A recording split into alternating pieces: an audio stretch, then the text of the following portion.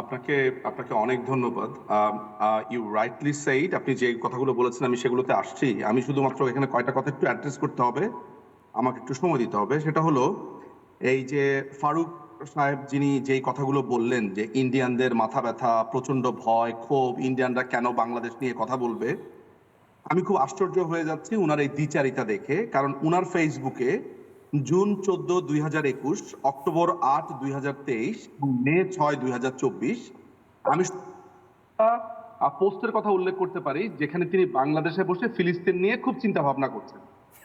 এখন বাংলাদেশে বসে উনি ফিলিস্তিন নিয়ে শুধু চিন্তাই করছেন না, উনার পুরো ফেসবুক ঘাটলে আমি দেখতে পাবো যে ফিলিস্তিন নিয়ে উনি আন্দোলন করছেন, উনি সমাবেশে ভাষণ দিচ্ছেন, অন্য দেশ নিয়ে উনি প্রচন্ড ভাবতে পারবেন। কিন্তু অন্য দেশের কোনো মানুষ যখন বাংলাদেশকে নিয়ে ভাববে এই গ্লোবাল ভিলেজে, তখন উনার খুবই মাথা ব্যথা হচ্ছে। এবং সেকেন্ড যেটা কথাটা, যেটা আপনার প্রশ্নের ভেতরেও সেই ওই অংশটা আছে, সেটা হচ্ছে বাংলাদেশে ব্যবসা বাণিজ্য, রাজনৈতিক প্রভাব, সামাজিক প্রভাব এবং কালচারাল হেজিমনি। মাথা রাখবেন, আমি শব্দটা আবার বলছি, কালচারাল হেজিমনি বা আধিপত্যবাদ সবচাইতে যে দেশের বেশি সেটা হচ্ছে পশ্চিম তথা আমেরিকা। America, England. আমেরিকা বাংলাদেশের ব্যবসার 80% দখল করে আছে। ব্যবসা, বিনিয়োগ, ফরেন ইনভেস্টমেন্ট, বাংলাদেশের রাজনীতিতে এই যে প্রধানমন্ত্রীকে টপল করেছে, এই যে প্রধানমন্ত্রীকে দখলদার ইউনূস এখানে এসে বসতে পেরেছে, এই পুরোটা করেছে এই আমেরিকা। একই সাথে উনি যে দলটা আগে করতে, মানে এখন যে দলটা করেন, তার যদিও তিনি ভাগ হয়ে গেছেন, তার যে আগের নেতা নুরুল হক নুরু, তিনি প্রতি আমেরিকার সবগুলো অনুষ্ঠানে যান। আমেরিকার ইন্ডিপেন্ডেন্ট ডে বলেন, এই প্রোগ্রাম সেই প্রোগ্রাম, এবং উনি নিজেও মনে হয় গেছেন কয়েকবার। তো আমেরিকার প্রোগ্রামে যাওয়াটা খুবই মজার।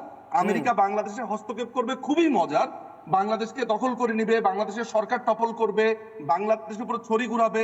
এই যে ডোনাল্ড কয়দিন পর পর আসে, এই যে বাংলাদেশের একজন অ্যাম্বাসেডর পিটার হাস দিনের পর দিন বাংলাদেশের ব্যাপারে নাক গলিয়েছে, ফারুক হাসান কি কখনো ঠিক এইভাবে তেড়ে ফুরে বলেছে যে আমেরিকার জনগণের এত এত ক্ষোভ কেন, এত এত ক্ষোভ কেন, এত কেন তাদের ইন্টারেস্ট, এটা বলেছে? কেন ফারুক হাসান বলছে জানেন? আপনারা আসলে আসল জিনিসটা ধরতে ভুল করছেন। সেটা হচ্ছে এই ফারুক হাসানদের প্রচন্ড হিন্দু বিদ্বেষ। Not India. আজকে যদি ইন্ডিয়া সৌদি আরব হতো, আপনার পায়ে ধরে বসে থাকতো। আপনি যতই বলতেন মিসকিন, যেমন আপনি যদি একটা লাথি দিয়ে বলতেন মিসকিন, আপনার পা ধরে হে হে হে এরকম করতে থাকতো। এটা হচ্ছে বাঙালি মুসলমানের মন। মাথা রাখতে হবে। নিজুম বাবু, আমি বুঝতে পেরেছি আপনি যে কথা বলতে চেয়েছেন আমার কাছে স্পষ্ট। আমার সময় যেহেতু শেষ, আমি আরেকবার, এত কিছুর পরেও ফারুক হাসান, দেখুন এইখানেই বোঝা যায় ফারুক হাসান বড় ভাই সবসময় বড় ভাই হয়। দেখুন ছিলাম তো সব একই সঙ্গে, তখন তো এক অখণ্ড ভারত পুণ্যভূমি, সেখান থেকে জিন্না কিছুটা ভাগ চেয়েছে, দিয়ে দিয়েছি আমরা। তার মধ্যেই আপনারা ছিলেন, পরে আপনারা সাহায্য চেয়েছেন, স্বাধীন হতে চান, স্বাধীনও করে দিয়েছি। এখন স্বাধীন ছেলে মেয়ে স্বর্গে যাবে না জাহান্নামে যাবে তার ব্যাপার।